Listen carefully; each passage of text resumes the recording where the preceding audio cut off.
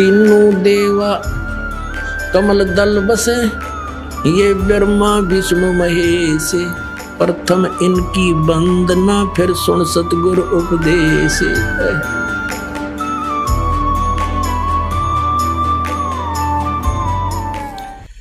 कोटि कोटि सिजदा करूं, कोटि कोटि प्रणाम। चरण कमल में राखियो, मैं बांधी जाम गुलाम। कुत्ता हूँ गुरुदेव का, रामपाल दास का नाम। गले प्रेम की जेवड़ी, जहाँ खेचो वहाँ जाऊं। तो करो तो बावड़ू, दूर दूर करो तो जाऊं। जो राखो तो ही रहूं, जो देवो सुख। परमपिता परमात्मा पूर्ण ब्रह्म सर्व सृष्टि रचनहार कबीर परमेश्वर जी की असीम कृपा से आप प्यारी आत्माएं ये सत्संग सुन रहे हैं। सत्संग के अंदर आने से प्राणी को यह ज्ञान होता है कि हम कौन हैं, कहाँ से आए हैं। ये जन्म और मृत्यु का विधान ये किस कारण से बना हुआ है। हम प्रत्येक प्राणी इस बात से दुखी हैं कि मृत्यु हो जाती है, रोग और कष्ट शरीर पर आते हैं और हम इन्हीं के भय से, इन्हीं के बचाव में आजीवन लगे रहते हैं और मृत्यु भी होकर रहती है और कष्ट भी आ ही जाते हैं। जब तक हम सत्संग नहीं सुनते तब तक हम उसी व्यवस्था को अंतिम मान चुके होते हैं कि यहाँ ऐसा ही होता है और ये सबके साथ हो रहा है, ये तो होगा ही होगा। बस इसी आधार से हम फिर आगे सोचना बंद कर देते हैं। जब हम सत्संग के अंदर आते हैं तो ये पुनर्विचार होना प्रारंभ होता है कि हम कौन हैं, हम क्यों मर रहे हैं और किस कारण से हम यहाँ यातनाएं सह रहे हैं। कोई भी प्राणी सुखी नहीं और सभी को कोई ना कोई परेशानी बनी ही रहती है। तो ये ज्ञान सत्संग से होता है और सत्संग जो यथार्थ ज्ञान होता है उसको कहते हैं सत्य माने सच्चा, संग माने जहाँ सत्य के आधार से ही सारी कार्य क्रियाएं हों, वचन हो, उसको सत्संग कहते हैं। जिन महापुरुषों को तत्व ज्ञान नहीं है वो भी जन समूह एकत्र करके वो भी कहते हैं हम सत्संग करते हैं, लेकिन वो सत्संग नहीं जहाँ पर सत्य नहीं, जहाँ पर यथार्थ ज्ञान नहीं, वो सत्संग नहीं है। तो पुण्यात्माओं, आपका सौभाग्य है कि आपको ये सत्संग सुनने को मिला है। जैसे श्री ब्रह्मा जी, श्री विष्णु जी, श्री शिव जी को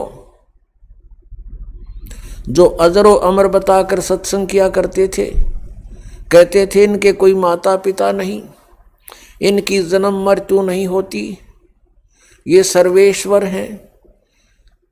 वो सत्संग नहीं था, भले ही वो सत्संग के नाम से दुनिया को इकट्ठी करते थे। उसके लिए थोड़ा प्रमाण देते हैं कि ब्रह्मा विष्णु महेश अजर अमर नहीं है, इनकी जन्म मृत्यु होती है, इनके माता पिता हैं। तो वो नीम हकीम थे, वो गुरु नहीं थे, उनके पास सत्संग नहीं था। देखिएगा श्री मद देवी भागवत गीता प्रेस गोरखपुर से प्रकाशित है। इसके संपादक हैं हनुमान प्रसाद पोदार, चिमन लाल गोस्वामी। प्रकाशक एवं मुद्रक हैं गीता प्रेस गोरखपुर, गोविंद भवन कार्यालय कोलकाता का संस्थान। इसके 123 पृष्ठ पर सारा कंसेप्ट क्लियर हो जाता है। ये देखिएगा, तीसरा स्कंद। ये लिखा, तुम शुद्ध स्वरूपा हो। भगवान विष्णु अपनी माता दुर्गा की महिमा कह रहे हैं, तुम शुद्ध स्वरूपा हो, यह सारा संसार तुम्हीं से उद्भासित हो रहा है। मैं ब्रह्मा और शंकर हम सभी तुम्हारी कृपा से विद्यमान हैं। हमारा आविर्भाव माने जन्म और तिरोभाव माने मृत्यु हुआ करता है। हमारा जन्म और मृत्यु होता है, केवल तुम ही नित्य हो, जगत जननी हो, प्रकृति और सनातनी देवी हो। स्पष्ट हो गया, ब्रह्मा विष्णु महेश का जन्म मृत्यु होता है, यह अविनाशी नहीं है। और दुर्गा को प्रकृति भी कहते हैं, ये भी याद रखना। भगवान शंकर बोले, देवी यदि महाभाग विष्णु तुम्ही से प्रकट हुए हैं तो उनके बाद उत्पन्न होने वाले ब्रह्मा भी तुम्हारे बालक हुए, फिर मैं तमोगुणी लीला करने वाला शंकर क्या तुम्हारी संतान नहीं हुआ? अर्थात मुझे भी उत्पन्न करने वाली तुम ही हो। शिवे, संपूर्ण संसार की सृष्टि करने में तुम बड़ी चतुर हो।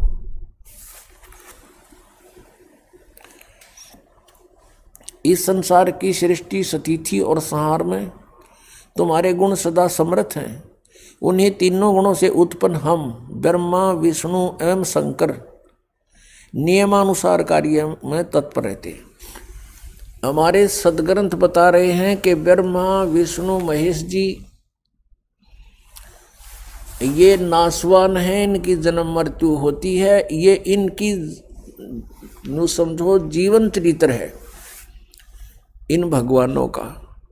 इनकी माता दुर्गा जी है और पिता इनका ज्योत निरंजन काल है, और ये स्वयं स्वीकार कर रहे हैं कि हमारा जन्म मृत्यु होता है, आप हमारी माता हो। दुर्गा को कह रहे हैं। इस श्रीमद् देवी भागवत यानी देवी पुराण ने स्पष्ट कर दिया। नंबर 1 ब्रह्मा विष्णु महेश नासवान है। नंबर 2 दुर्गा इनकी माता है। रजगुण ब्रह्मा, सदगुण विष्णु, तमगुण शिव जी। ये तीसरा कंसेप्ट क्लियर किया। चौथा ये कर दिया कि ये केवल नियमित कार्य ही कर सकते हैं, ये किसी के संस्कार को यानी अच्छे को या बुरे को कम या ज़्यादा नहीं कर सकते।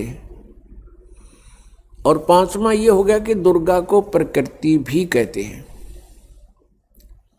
तो पुण्यात्माओं जो ये ज्ञान देते थे तो सत्संग नहीं करते थे, वो सत्संग नहीं था, वो लोक वेद दंत कथा बकवाद थी, उसको सत्संग नहीं कह सकते। अब वर्तमान के अंदर जो सतपुरुष परमेश्वर कबीर देव जी द्वारा अपने मुखारविंद से बोली अमृतवाणी के अंदर से कुछ वाणी चुरा ली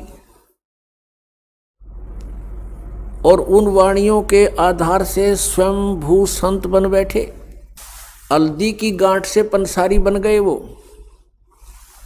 और उनको कख का पता नहीं, सतलोक सचखंड की बातें करते हैं। ये कौन से पंथ हैं? राधा स्वामी पंथ, इसकी सभी शाखाएं। इनके पास कख भी नहीं है, कोरा अज्ञान भरे हुए हैं, जनता को बर्बाद कर रहे हैं। सत्कर मानना पुण्यात्माओं। दास का उद्देश्य है कि सच्चाई को जनसाधारण के रूबरू करूं ताकि इन अज्ञानियों से पीछा छूटे जिन्होंने जीवन अपना भी नाश कर लिया और आपके लिए भी बाधक बने हुए हैं।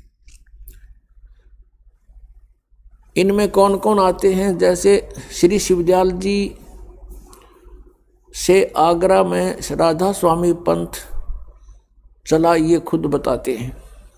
और शिवदयाल जी से एक शाखा निकली व्यास,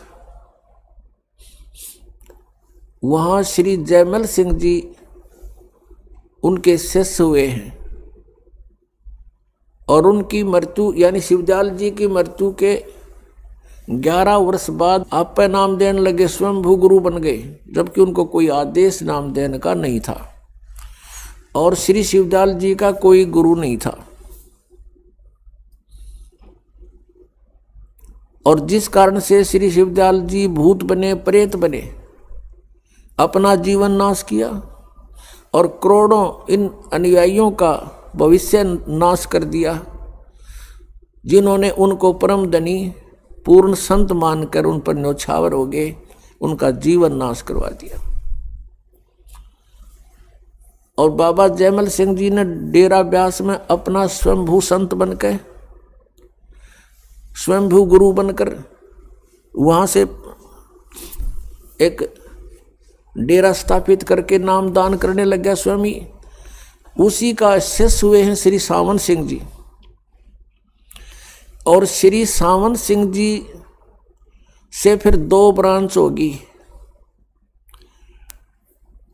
श्री सावन सिंह जी के शिष्य थे बिलोचिस्तानी शाह मस्ताना। वैसे तो अनेक शिष्य थे, लेकिन ये 2 मुख्य इसमें अपने आप को गद्दी का अधिकारी मानते थे। कौन कौन? बिलोचिस्तानी शाह मस्ताना, उनका वास्तविक नाम श्री खेमामल सिंह जी था, और दूसरे कृपाल सिंह जी। अब श्री सावन सिंह जी ने दोनों को बाईपास करके सरदार जगत सिंह को गद्दी का अधिकारी बना दिया। ये दोनों क्षुब्ध हो गए, नाराज हो गए, न्यारा न्यारा अलग अलग अपने मनमुखी स्वयंभू संत बनकर नामदान करने लगे। बिलोचिस्तानी शाह मस्ताना उर्फ खेमामल जी ने सच्चा सौदा सिरसा के अंदर अपनी न्यारे डेरे की, अलग से डेरे की स्थापना कर ली। और कृपाल सिंह जी ने दिल्ली में, अब कृपाल सिंह जी से फिर आगे अलग हो गया एक ठाकुर सिंह जी। उसने न्यारे अलग से अपना भिन्न से अब स्वयं संत बन गया, क्योंकि उसको गद्दी मिली नहीं। कृपाल सिंह जी ने राजेंद्र सिंह जी को वहां अपना उत्तराधिकारी बना दिया। अब ये तो हो गया इनका। अब आगरा से निकला है एक जय गुरुदेव पंथ, आगरा से ही निकला है एक ब्योहानी के अंदर श्री ताराचंद जी ने वहां जनोद गांव के अंदर एक डेरा स्थापित किया। और जय गुरुदेव पंथ के वर्तमान जो मुखिया हैं वे हैं श्री तुलसी साहेब जी, और उनके गुरुदेव थे श्री गोरेलाल जी, और गोरेलाल जी के गुरु जी थे गरीबदास जी। ये गरीबदास जी नहीं छुड़ाने वाले, वो अन्य वैसे नाम था उनका कोई, वो गरीबदास जी थे। वहाँ आगरा से उनका निकास है, यानी श्री शिवदाल जी के विचारों से ये ओत प्रोत है। दास का कहने का तात्पर्य है। पुण्यात्माओं, ये तत्व ज्ञान है, इसको ध्यानपूर्वक समझना और निष्पक्ष होकर के विचार करना। दास का उद्देश्य किसी की आलोचना करना नहीं है। दास का उद्देश्य है कि सच्चाई को ऊपर लाऊं, और ये वर्तमान गुरु बने हुए हैं, इनके पास कोई ज्ञान, कोई आधार, सतभक्ति शास्त्र उनको नहीं है। इन्हें भी विचार करना चाहिए, क्योंकि प्रत्येक प्राणी परमात्मा पाने के लिए प्रयत्न कर रहा है, और परमात्मा पाने के लिए ये उन संतों से मिले जिनसे उन्होंने गुरु पद प्राप्त हुआ। अब वो साधना भी परमात्मा पाने के लिए कर रहे हैं, और वो साधना ही गलत है, तो उस गुरु पद का वो क्या करेंगे? आप भी भूत बनेंगे, पशु बनेंगे, पक्षी बनेंगे, और अनुयायियों को भी गुमराह करने के वो पाप के भागी होंगे। अपने आत्माओं, ये जितने भी वर्तमान में श्रद्धालु परमात्मा के पाने की कोशिश कर रहे हैं, और जो गुरु पद प्राप्त करके उनको उपदेश दीक्षा दे रहे हैं, ये सभी पूर्व जन्म की पुण्य आत्माएं हैं। अब जैसे सुखदेव ऋषि थे, वो पिछले जन्म की भक्ति युक्त थे। माँ के गर्भ से बाहर आते ही उसके अंदर सिद्धियां थी, आकाश में उड़ जाने की। फिर वो परमात्मा का उसको ज्ञान हुआ, साधु संत मिले, और जनक जी से उपदेश लिया, फिर उन्होंने उनको ज्ञान सुनाया। उसके बाद उनकी बुद्धि ठिकाने आई कि पूर्व जन्म की कमाई है, और जब तक ये बैटरी चार्ज है तेरी सुखदेव, आकाश में भी उड़ सकता है और भी किसी को आशीर्वाद देकर उनको लाभ भी पहुंचा सकता है अपने धन से, और अंत में तुम जीरो हो जाएगा, शून्य हो जाएगा, तेरी भक्ति नहीं रहेगी, बर्बाद हो जाएगा। तो सुखदेव जी बुद्धिमान थे, तुरंत फैसला कर गए। राजा जनक जी से उपदेश ले लिया और अपना कल्याण करवाया। तो पुण्यात्माओं, वर्तमान में जितने भी ये संत हैं, गुरुपद प्राप्त है इनको, ये पिछले जन्म के बहुत ही पुण्य, जन्म जन्मांतर के इनके शुभ संस्कार इनके साथ हैं, और अब इनके वचन में भी शक्ति है, और किसी को लाभ और हानि ये कर सकते हैं, इतनी इनके अंदर पूर्व बैटरी चार्ज है, पूरे जन्मों के संस्कार इनके साथ हैं, वो सिद्धियां हैं। अब जैसे इन्वर्टर लगा रखा है, इन्वर्टर की बैटरियां फुल चार्जड हैं और आगे चार्जर उसे हटा रखा है, कनेक्शन काट दिया, तो जब तक वो बैटरी चार्ज है तब तक तो पंखे भी चलेंगे, ट्यूब भी जलेगी, यानी सर्व लाभ जो इन्वर्टर दे सकता है वो आपको प्राप्त होते रहेंगे।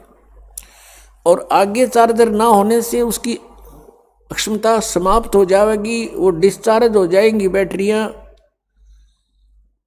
तो फिर एक के दम सब सुविधाएं बंद हो जाएंगी। कारण क्या था कि उसको फिर से कनेक्ट करना था बिजली से चार्जर लगा करके, तो वो आगे काम करती रहती है। तो ऐसी दशा इन संतों की हुई है जो वर्तमान में संत गुरुपद पर हैं, या इनके जो पूर्वज हैं जहां से डेरे स्थापित हुए हैं। ये पूर्व जन्म की पुण्यात्माएं थी, और जिस समय इन्होंने ये डेरे स्थापित किए, उपदेश देने लगे, श्रद्धालु बहुत ही परमात्मा को चाहने वाले थे, शिक्षा थी नहीं, तो ये सोचा करते थे ये जो ज्ञान दे रहे हैं महापुरुष हैं, इन्होंने परमात्मा पाया है, ऐसी ऐसी बातें बना रहे हैं। तो एक वक्ता और पूर्व जन्म की जिसकी भक्ति साथ है, उसके वचन में भी पावर होती है, उसकी बोलने की शैली भी अन्य प्राणियों से कुछ श्रेष्ठ होती है, जिस कारण से श्रद्धालु उन पर आसक्त हो जाते हैं और निसंशय होकर के उनके वचनों को अंतिम और सत्य मान लेते हैं। पुण्यात्माओं, ये काल का जाल है। इस राधा स्वामी पंथ या और भी जितने पंथ हैं, धन धन सतगुरु सच्चा सौदा पंथ, ये है तो शिवदयाल जी वाले ही विचारों पर आधारित, पर नाम ने अलग से रख लिया। बोतल में पदार्थ वही है, मेक नारा लिख लिया, इतना सा अंतर है। पुण्यात्माओं,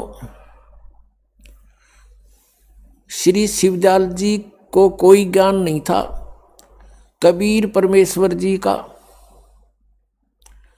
ज्ञान चुरा के और ये स्वयंभू संत बन गए। इनका कोई गुरु नहीं था श्री शिवदयाल जी का। आगरा पन्नी गली के अंदर ये रहते थे।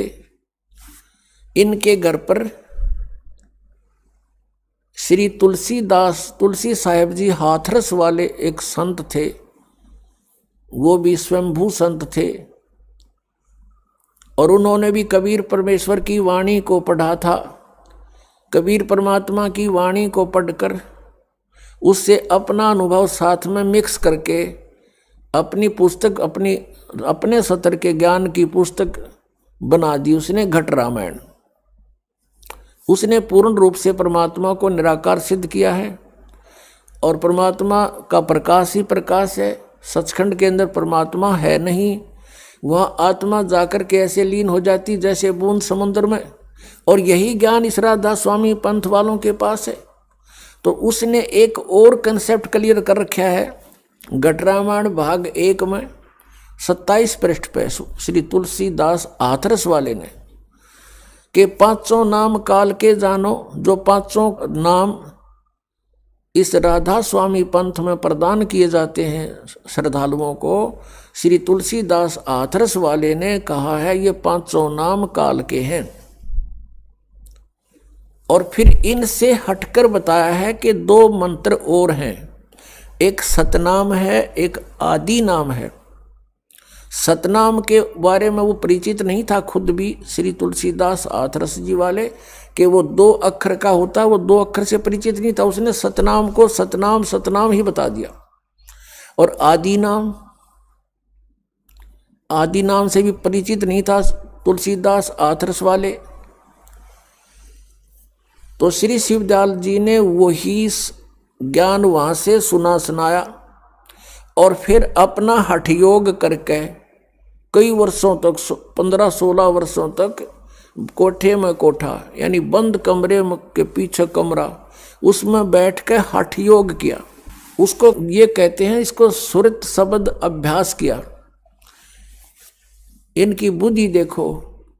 और ये शब्द किसको मानते हैं? अंदर जो आ रही है आवाज धुन, उस पर ध्यान रखना, उस पर सुरत लगा के रखना, ये सुरत शब्द अभ्यास कहते हैं।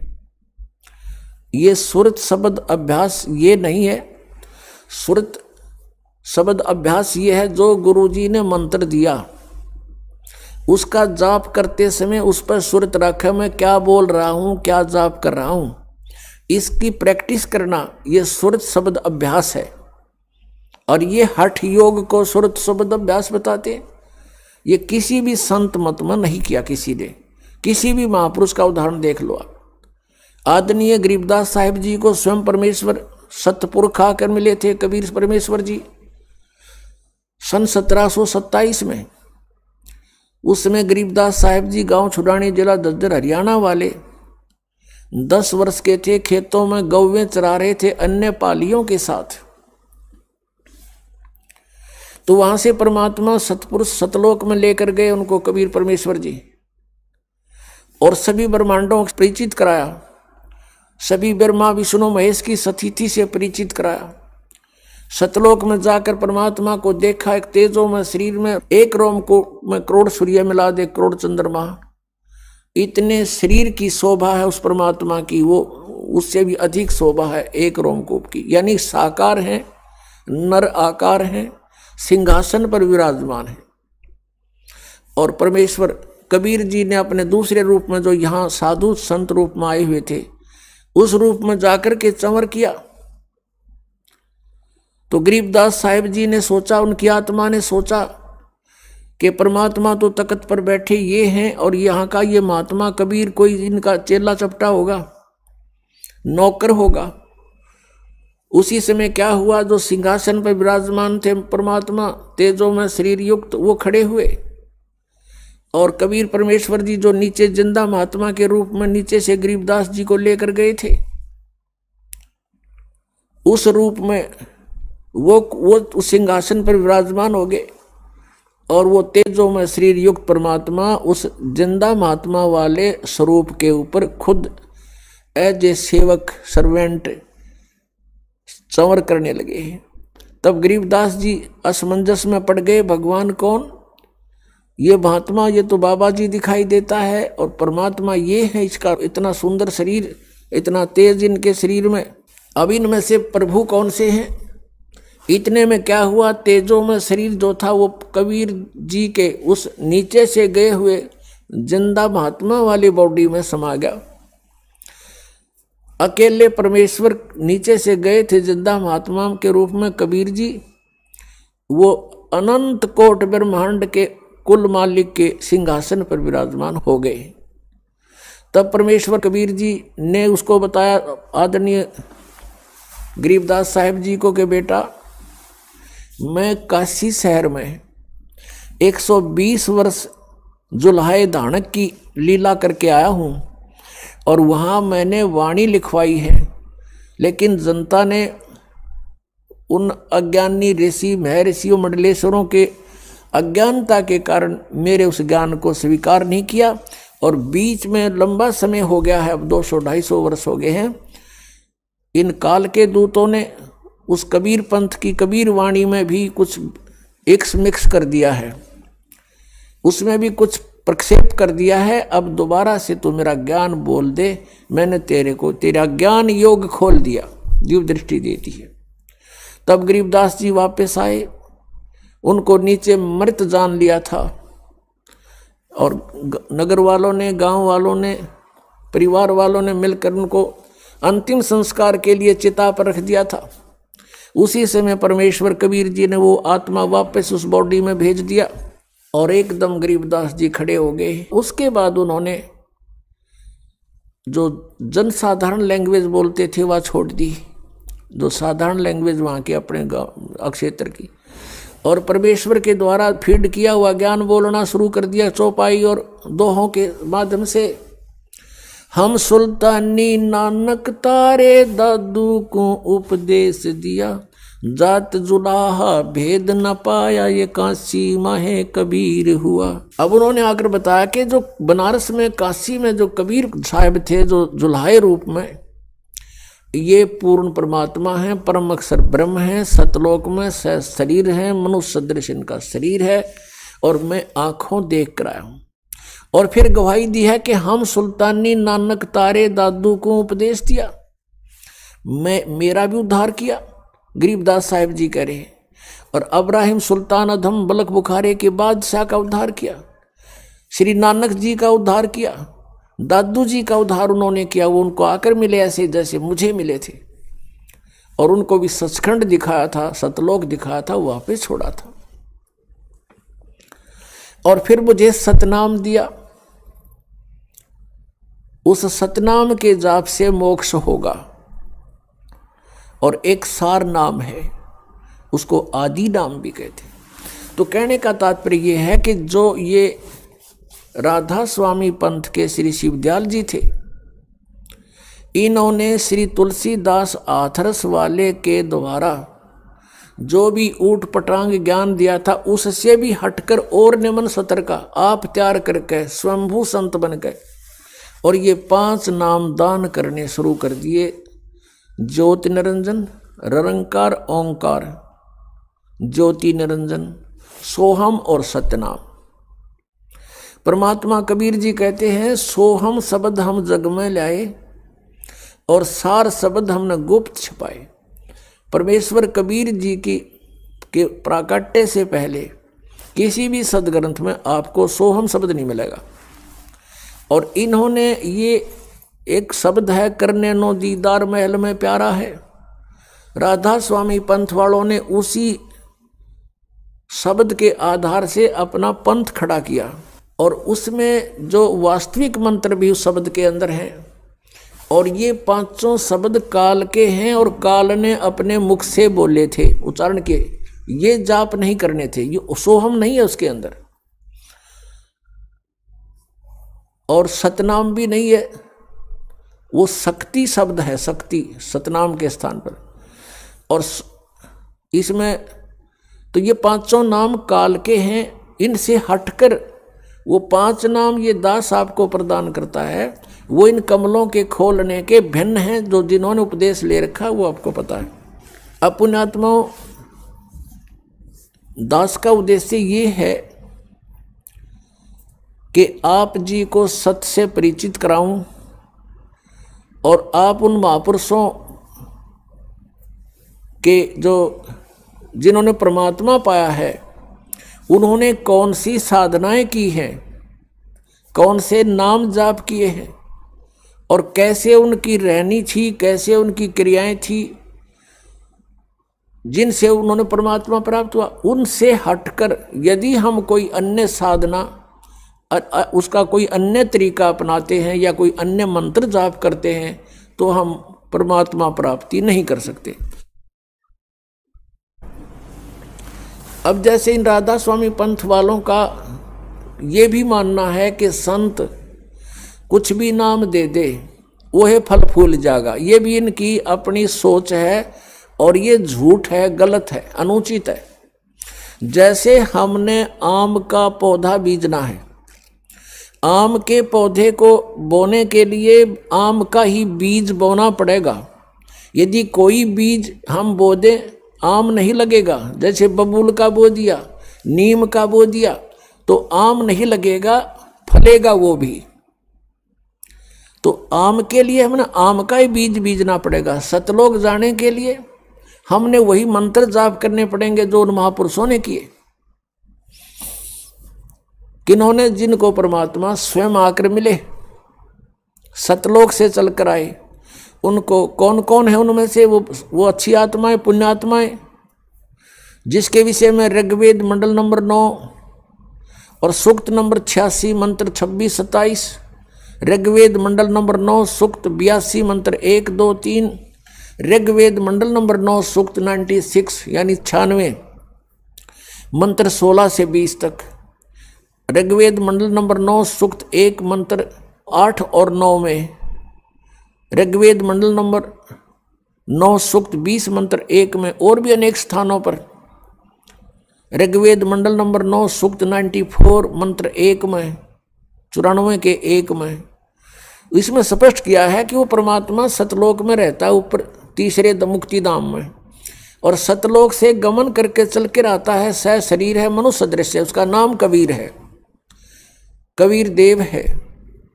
और वो कबीर देव यहाँ अच्छी आत्माओं को आकर मिलते हैं, बहुत स्पीड से आते हैं। जैसे विद्युत, आकाशीय विद्युत जितनी स्पीड से गिरती है, इतनी तीव्र गति से आकर के 1 सेकंड में पहुंच जाते हैं वह सतलोक से, और अच्छी आत्माओं को मिलते हैं, उनको तत्व ज्ञान प्राप्त कराते हैं। इसी आधार से परमात्मा इन महापुरुषों को मिले थे। किन किन को? आदरणीय धर्मदास साहिब जी को, आदरणीय मलुकदास साहिब जी को, आदरणीय नानक साहिब जी को, आदरणीय दादू साहिब जी को, आदरणीय गरीबदास साहिब जी को, गांव छुरानी, जिला दद्दर, हरियाणा वाले को, आदरणीय गीसा दास साहिब जी को, गांव खेखड़ा और जिला मेरठ, उत्तर प्रदेश में। इन महापुरुषों का तो दास को याद है, ध्यान है कि इनको परमात्मा सीधे मिले, और इन्होंने जो मंत्र जाप किए, जैसी साधनाएं उनकी क्रियाएं थी, वो भी दास के को खूब ज्ञान है और आपको भी परिचित कराता हूँ। धर्मदास जी कभी हठ योग नहीं किया, और स्वयं परमेश्वर कबीर जी ने एक उदाहरण पेश किया, एक रिहर्सल करके दिखाया हमारे को कि वो कपड़ा बुनते थे और नाम भी जाप करते थे। कहने का भाव ये है कि कबीर परमेश्वर से, कबीर पंथ ये संत मत चला, ये भी मानते हैं राधा स्वामी पंथ वाले भी। और कबीर परमेश्वर ने कोई हठ योग नहीं किया, वो तो जुलाहे थे आपके संज्ञा, आपके सोच से। हम तो कहें वो भगवान थे और परमात्मा को लीला करने आए थे, तो जुलाहे का कार्य करते थे, और ये भी दिखाते थे कि मैं भाई भक्ति करता हूँ। हमारे को उदाहरण दे रहे थे। उन्होंने हठ योग नहीं किया कभी भी। कहीं दिखा दो उनका, किसी उनके पूरे लिटरेचर में दिखा दीजिए कि वो हठ योग किया था कभी। परमात्मा कहा करते थे, हमें आगाह कराते थे, सचेत करते थे, कहते थे कि मुझे सो सतगुरु मन भावे, जो इन नैनन अलख लखावे, आँख ना मूंदे कान ना रूंदे, और ना अन दुल जावे, साधो मने सो सतगुरु मन भावे, जो सहज समाध बतावे। सहज समाध तो चलते उठते बैठते जैसे ध्यान होता, आपको टेंशन हो जाती है किसी कारण से, चलते फिरते भी उसकी चिंतन रहता आपको, एक पल भी आपका माइंड वहाँ से हटता नहीं, ये आपकी समाधि लग गई उसके साथ। तो ऐसे हम परमात्मा के गुणों से और यहाँ के दुखों से परिचित होकर फिर हम परमात्मा को इस श्रद्धा से उसका मेडिटेशन करेंगे, उसको पाने के लिए उसको चाहेंगे। जो पति भरता पति से राती, आन पुरुष नहीं भावे, बस सुरत प्रीतम ऐसे ध्यान लगावे। कहते हैं जैसे पति भरता लड़की अपने पीहर चली जाती है ससुराल से, तो वो कहती है वहाँ सारा काम करती है घर वालों का और किसी को महसूस नहीं होने देती, लेकिन उसका एक पल भी अपने पति से ध्यान हटता नहीं। दिस इज द सहज समाधि, सिंपल मेडिटेशन। ये सिंपल मेडिटेशन को सहज समाधि कहते हैं। ये संतों की थी, ये हठ योग, कान बंद करो, इन संताएं गोडे कंडे में हो गए, ठाए अंडे, फिर इन्हें बर्बाद कर दिया अपने जीवन। जैसे धर्मदास साहिब जी भी ऐसे ही अपना कार्य करते थे। वो सेठ थे, बिजनेसमैन थे, कभी हठ योग नहीं किया। आदरणीय मुल्कदास साहिब जी भी किसान थे, अरोड़ा खत्री जाति से थे, उन्होंने भी हठ योग नहीं किया, अपना किसान का कार्य करते थे। दादू साहिब जी, आदरणीय दादू साहिब जी तेली का काम करते थे, कोल्हू चलाते थे, तेल निकाला करते थे। आदरणीय गरीबदास साहिब जी किसान थे, जाट थे, गांव छुडानी जिला झज्जर के, और खेती करते थे, हल जोतते थे, गांव पाली जाते थे, कभी हठ योग नहीं किया। आदरणीय नानक साहिब जी थे, पहले सर्विस करते थे, परमात्मा प्राप्ति के बाद पहले तो प्रचार किया 10-12 वर्ष, फिर लास्ट के 16 वर्ष अपने खेतों में काम करते थे, और जो उनके निकट आता था उनको सतमार्ग भी बताते थे। आदरणीय गीसा दास साहिब जी, ये भी किसान थे और खेती करते थे और भक्ति भी करते थे। और किसी भी संत को भगवान नहीं मिला, क्योंकि सभी ने परमात्मा निराकार बताया, जबकि परमात्मा साकार नर आकार मनुष्य दृश्य है। वो सह शरीर, उसका नाम कबीर है। तो जिन्होंने परमात्मा पाया उन्होंने अपनी अमृतवाणी में प्रमाण दिए, एफिडेविट दिए। तो उन्होंने किस मंत्र से परमात्मा पाया? आदरणीय गरीबदास साहिब जी ने सबका निष्कर्ष निकाल के परमात्मा की महिमा को दोबारा रीराइट करवाया। जैसे स्वयं परमेश्वर ने आके 600 वर्ष पहले कबीर वाणी बोली थी, उसमें इन कबीर पंथ में घुसकर कुछ काल के दूतों ने उसमें काफी अपने हिसाब से कुछ परिवर्तन करने की चेष्टा की, और उसके बाद जिस कारण से परमेश्वर ने आदरणीय गरीबदास साहिब जी को फिर से कहा, उसमें फीड कर दिया अपना ज्ञान, और गरीबदास जी ने वो ज्ञान फिर हमें दोबारा बोल कर सुनाया।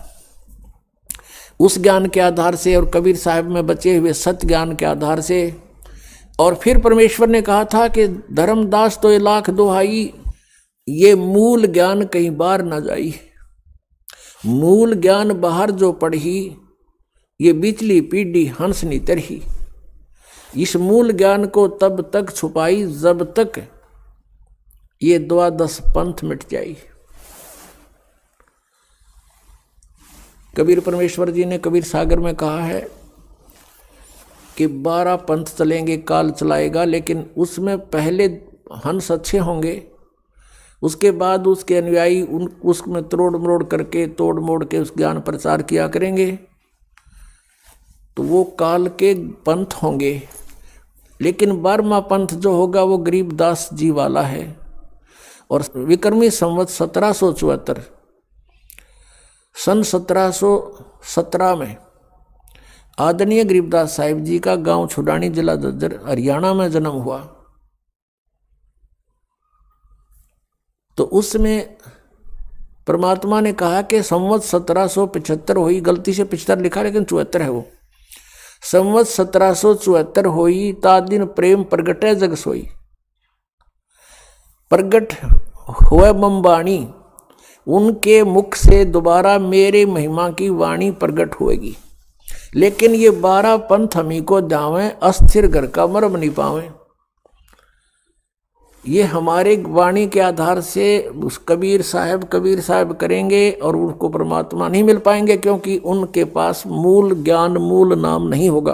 प्रत्येक महात्मा को, प्रत्येक संत को परमेश्वर कबीर जी जिनको मिले थे उनसे कह दिया था कि अभी इसको डिस्क्लोज ना करना, इस मूल ज्ञान को और वास्तविक वे ऑफ वर्शिप को, पूजा की जो वास्तविक विधि है जो मैंने तुम्हें दे दी है, कबीर जी कहा करते कि इसको अभी डिस्क्लोज ना करना, किसी को बताना नहीं तो इन काल के चलाए हुए पंथों में भी ये यथार्थ नाम होंगे, और ज्ञान ये हमारी वाणी से घसट पसट कर इकट्ठा कर ही लेंगे। तो फिर हम हम जब जाएंगे, जैसे परमात्मा ने कहा कि 12वें पंथ हम ही चलावें, कबीर साहब ने कहा है कि 12वें पंथ हम ही चल आवें और सभी पंथ मिटा के एक पंथ चलावें। तो परमेश्वर ने कहा कि जो बीचली पीढ़ी आवेगी उसके अंदर ये काल के दूत बहुत पनपेंगे। 12 पंथ तो ये लगातार हैं, और काल ने कहा था और अनेक पंथ चलाऊं यावद जीवों को भरमाऊं। तो उन 12 से अलग ये राधा स्वामी पंथ, धनधर सतगुरु पंथ, बाल योगेश्वर पंथ, और ये सतपाल दास पंथ, और ये ठाकुर पंथ, जय गुरुदेव पंथ, ये सब राधा स्वामी से ही निकले हुए हैं। लेकिन ये जो सतपाल जी वाला पंथ और बाल योगेश्वर जी वाला पंथ ये हंसा देश वालों का है। ये भी ऊट पटांग, वो एक क्रिया, कान बंद आंख बंद, जीभ न तालू के लाओ, ये डले डुआन लग रहे। और नाम क्या देते हैं? हंस, हंस नाम देते हैं। हंस तो जीव का नाम है, और कहते हैं हंस को उल्टा कर लो सो हम हो गया। हंस का उल्टा करे तो कोई बात हुई? इब गाड़ी ने उल्टी कर ले उल्टी घेर ले सड़क के ऊपर, और फिर कह दे वो के गाड़ी हो गया, ये कोई बात हुई इनकी? जिसी टूटी फूटी ले रहे थे वह भी उलट कर ली। तो कहने का भाव है इनने अपने मनमुखी मंत्र लोक वेद जनता में ठोक दिया, और सबकी दुर्गति हो रही है। उन संतों की भी दुर्गति हो रही है जो इस पंथ के प्रवर्तक थे। अब कारण क्या था कि उनके पास तत्व ज्ञान नहीं था। तो कौन से मंत्र का जाप किया उन महापुरुषों ने जिनको मोक्ष प्राप्त हुआ? सतनाम का। और सतनाम है 2 अक्षर का, जिसमें एक ओम मंत्र है, एक तत् है, वो सांकेतिक है। श्रीमद् भगवत गीता अध्याय नंबर 17 के और श्लोक नंबर 23 में स्पष्ट किया है कि ओम तत्सत इति निर्देश है ब्रह्मण त्रिविध समर्थ है। ओम और तत् जो सांकेतिक शब्द है, तत् ये दास बता सकता है इस पृथ्वी पर और किसी के पास नहीं है। यदि इस दास से चुरा कर नाम लेकर के और फिर उसने आगे कोई गुरु पद प्राप्त आप पे स्वयंभू गुरु बनकर को दान कर रहा है तो महा दुश्मन है समाज का। पहले वालों ने नाश कर दिया, वो और कर देगा। उससे भी हमने बचना है। ऐसे कोई पाखंडी कहीं मिल जावे उससे भी बचाना है। जनता को समझाना है कि नकली है, इसको कोई अधिकार नहीं है। ठीक है, मानने उसका भला, ना तो भाई उनकी मर्जी, नहीं मानने तो कहीं भी जाओ, वो उनकी सजा मिलेगी फिर भगवान के दरबार में। तो सतनाम 2 अक्षर का है, एक ओम और एक तत्। और सत जो उसमें शब्द है वो आदि नाम है, इसको सार नाम भी कहते हैं, वो भी गुप्त है। तो गीता अध्याय नंबर 8 के श्लोक नंबर 13 में गीता ज्ञान दाता कहता मेरा एक ओम मंत्र है, बस, नथिंग एल्स। मुझ ब्रह्म का केवल एक ओम मंत्र है। और जो इस ओम का जाप करता है इस ओम से मिलने वाली परम गति को प्राप्त होता है, वो ब्रह्मलोक है। ओम का साधक ब्रह्मलोक में प्राप्त हो जाता है और वहां से भी पुनर्वृत्ति में आता है, जन्म मृत्यु होती है। और तत् ये सांकेतिक है। 3 पुरुष हैं गीता जी अध्याय नंबर 15 के श्लोक नंबर 1 से लेकर 4 में और 16 और 17 में कंसेप्ट क्लियर कर रखा। संसार रूपी वृक्ष की संकेत दिया है, लेकिन कबीर परमेश्वर जी ने, क्योंकि तत्वदर्शी संत रूप में आए थे मालिक, उन्होंने उसका विस्तृत जानकारी दी है। और गीता जी अध्याय नंबर 15 के श्लोक नंबर 1 में यही कहा है कि जो संसार रूपी वृक्ष के सभी विभागों को जानता है, स वेदवित, पत्तों सहित जानता है जड़ से लेकर, वो तत्वदर्शी संत है। वो स्वयं परमेश्वर ही आते हैं। वो चौथे अध्याय के 32वें श्लोक में वो भी स्पष्ट किया है कि ब्रह्मणे मुखे सच्चिदानंद घन ब्रह्म के द्वारा अपने मुख से बोली हुई वाणी में यज्ञों यानी धार्मिक अनुष्ठानों की जानकारी विस्तार से कही गई है। चौथे अध्याय के 34वें श्लोक में कहा कि उस तत्व ज्ञान को तत्वदर्शी संत ही जानते हैं, उनसे पूछो। अब एक तो परमात्मा स्वयं आकर बोल कर गए तत्वदर्शी संत के रूप में, वह तो ब्रह्मणे मुखे होगी, परमात्मा की बोली हुई वाणी, कबीर वाणी। और फिर उस वाणी को कोई समझेगा, वो तत्वदर्शी संत है। तो आज तक कबीर परमेश्वर की वाणी को कोई नहीं समझ सका। इस दास पर मेहर करी परमात्मा ने। इन सदग्रंथों को जाना, सद्बुद्धि दी परमेश्वर कबीर जी ने और उनको खोला। अब हम उस प्रसंग पर आते हैं। तो परमात्मा ने जैसे गीता जी अध्याय नंबर 15 के श्लोक 16 और 17 में 3 पुरुष बताए, सरपुरुष, अक्षर पुरुष, 16वें श्लोक में 15वें जाएगा। फिर ये इनके विषय में बताया कि ये भी नाशवान, इनके अंतर्गत जितने प्राणी इनके लोक में वो भी नाशवान, केवल जीव आत्मा किसी की नहीं मरती, वो तो गधे की भी ना मरती। फिर 17वें श्लोक में 15वें अध्याय में कहा है कि उत्तम पुरुष है तो अन्य है, वो उत्तम पुरुष तो कोई और है, इन दोनों से न्यारा है, और वही परमात्मा कहलाता है। और वही लोक तरम अविषय विवर्ती अवय ईश्वर है, वो तीनों लोकों प्रवेश करके सबका धारण पोषण करता है, वो है अविनाशी भगवान। तो इस 3 पुरुषों के 3 मंडल हैं, 3 लोक हैं। एक तो 3 लोक इस काल ने नकल करे रखी है सतलोक की, इसने अपने एक ब्रह्मांड में भी अलग अलग लोक बना रखे हैं, जैसे पृथ्वी लोक, पाताल लोक और ऊपर स्वर्ग लोक। ये भी 3 लोक कहलाते हैं। और ये 3 लोक अलग है, एक तो ब्रह्म का लोक सरपुरुष का, और एक अक्षर पुरुष का लोक। ब्रह्म का जो सरपुरुष का कितना क्षेत्र है, 21 ब्रह्मांड है इसके लोक में, और अक्षर पुरुष के 7 संख ब्रह्मांड है, वो उस अक्षर पुरुष का लोक।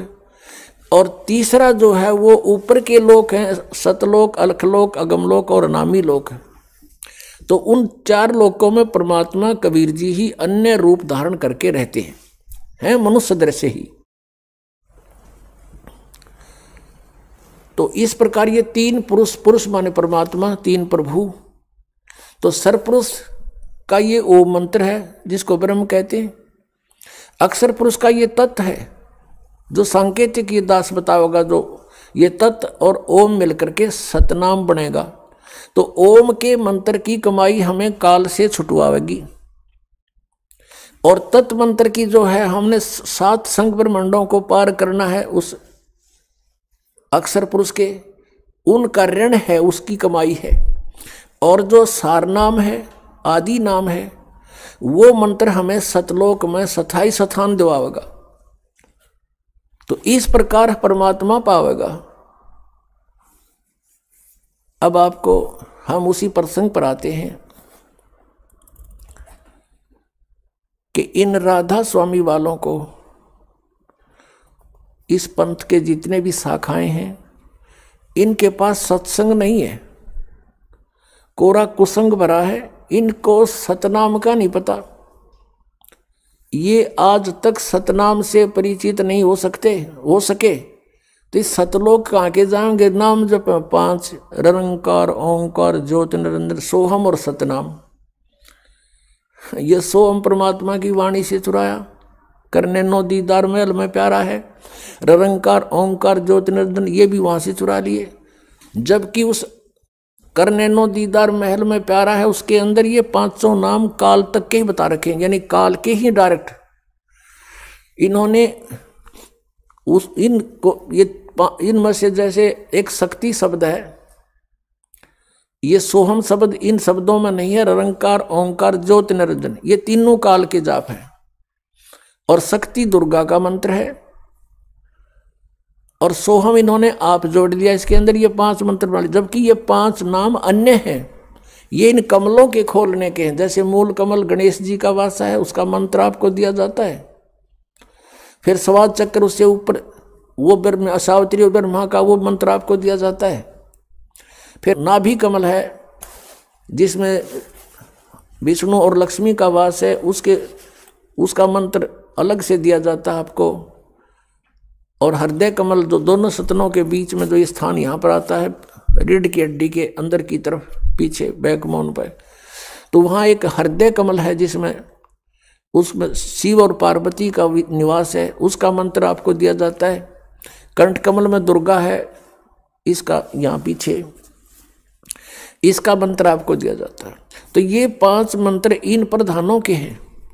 वो ये मंत्र नहीं है निरंकार, ओंकार, ज्योति, निरंजन, ये भी इन्होंने गलत सेलेक्ट कर लिए। और ये 5 नंबर मोक्षदायक नहीं हैं, ये तो प्रारंभिक फर्स्ट एड समझ लो, ये तो फर्स्ट एड है। इसके बाद ट्रीटमेंट शुरू होता है। सतनाम से और आदि नाम से। ये नाम भी कंपलसरी है, लेकिन ये कंप्लीट नहीं है पांचों नाम। इन पांचों को देते थे पहले परमात्मा, रंकार ओंकार ये नहीं है वो। और ये सतनाम केवल कुछ एक भक्तों पुण्यात्माओं को दिया जो दृढ़ भक्त थे, आगे डिस्क्लोज नहीं करेंगे। उनको मना कर दिया था कभी इसको डिस्क्लोज ना करना। निदा बिचली पीढ़ी फिर हंस नहीं हमें पहचान पाओगे, ये नकली भी हुए नाम देते पाओगे, अधिकारी ये होंगे ही नहीं हैं, और जीवों को फिर काल के मुख में डाल देंगे।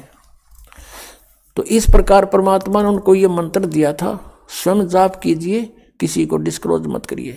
और पहले ये 5 नाम दिए थे, जो दास आपको 7 देता है, 5 दिए थे बीच बीच के, ताकि इनको कुछ चार्जिंग होती रहे इन पुण्यात्माओं की, और ये दोबारा मनुष्य जन्म प्राप्त करते रहे इस मंत्र से। मोक्ष नहीं हो सकता इन 5 नामों से जब तक ये और सारे कंप्लीट नहीं मिलेंगे।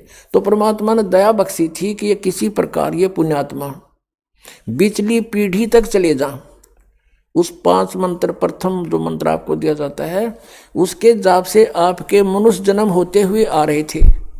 इसलिए तो आपको आज भी भगवान की चाह है, नहीं तो ऐसे भी व्यक्ति हैं जो सोचते भी नहीं परमात्मा की ओर, और आप बचपन से ही कोई ना कोई आड़ लेकर भगवान की लगे हुए हो। आप वो पुण्यात्मा हो जो परमात्मा के साथ सन 1398 से लेकर 1518 तक 120 वर्ष के दौरान आप कभी ना कभी उनसे टच में आए हो। उसमें परमेश्वर कबीर जी के 64 लाख शिष्य हुए थे। 64 लाख। आज तो हर मीडिया का साधन है प्रत्येक प्राणी के पास, कोई 4 बातें जानता मीडिया के माध्यम से, वो भी संत पर प्रसिद्ध हो जाता है। आज से 600 वर्ष पहले पूरे भारतवर्ष की मेरे ख्याल 4 करोड़ आबादी नहीं होगी, जिसमें पश्चिमी पाकिस्तान, पूर्वी पाकिस्तान, बलूचिस्तान, अफगानिस्तान और इराक, ईरान, गजनी तक ये सारा भारत ही था, और कुल मिलाकर 5 करोड़ आबादी नहीं थी। और उस समय परमेश्वर कबीर जी के 64 लाख शिष्य थे। उनमें से आप ही हो जो कोई राधा स्वामी का फंस गया, कोई जय गुरुदेव का फंस गया, कोई धन धन सतगुरु का फंस गया, कोई वैसे अपनी परंपराएं साधनाएं करके मस्त है, कोई हंसा देश वाला के फंस रहा है, और बाकी कोई बचे कुछ इनके या सारा मरने बांध रखी है गांठ सबकी। और ये सुधांशु जी जैसे, इनको कह पता नहीं, शिव जी को मृत्युंजय बताता है शिव सुधांशु जी, और नाम देता ओम तत्सत ओम तत्सत। इन तत्व और सत का पता नहीं, सीधा ढूंढा ठारे हैं। तो पुण्यात्माओं, दास का उद्देश्य है कि जब तक इनके ज्ञान और नाम साधना को आपके रूबरू ना करूंगा, तब तक आप सच्चाई। सत साहिब सभी भक्तों को, जिनको भी ये वीडियो पसंद आया हो तो वीडियो को लाइक और चैनल को सब्सक्राइब करके जरूर जाएं।